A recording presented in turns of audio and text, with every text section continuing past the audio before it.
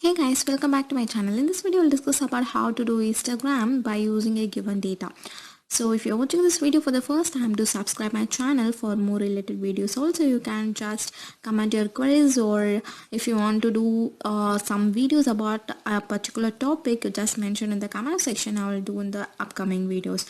So once you given the particular data, just see after the formulas you can see the data tab. Just click on the data tab. After this you can see the data analysis tab. Just click on the data analysis, and here you can see the number of tools present inside the data analysis, and just click on the histogram.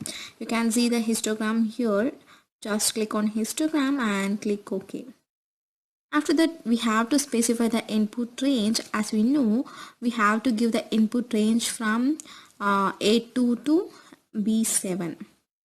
So only the numeric data is only allowed on the input range. We can't specify the A1 and B1 here. Once you give A2 to B7, it will take only the numeric data.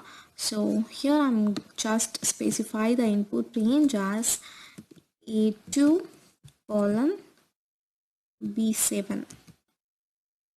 So we have to ensure the bin range. Here I'm going to give the bin range as B2 to B7, and we just change this as C7.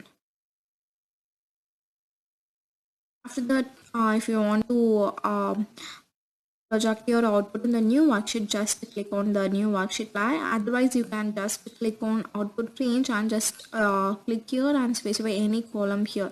So you can just specify C, D, E, anywhere you want to display your output. You just click on that and specify the row or column section here.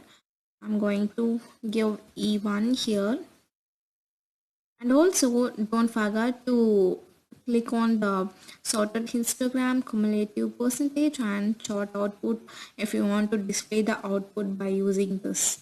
So once you're done, click on OK. Yeah, you can see the histogram chart as well as the frequency and cumulative of the given data.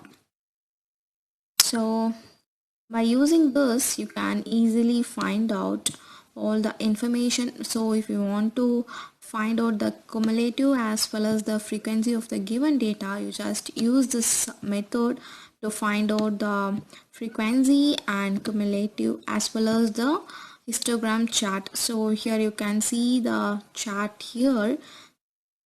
Once you select the histogram Pareto sorted histogram and the chart, you will see the output as. If you like this video, do subscribe my channel and just share with your friends for more related videos. Thank you.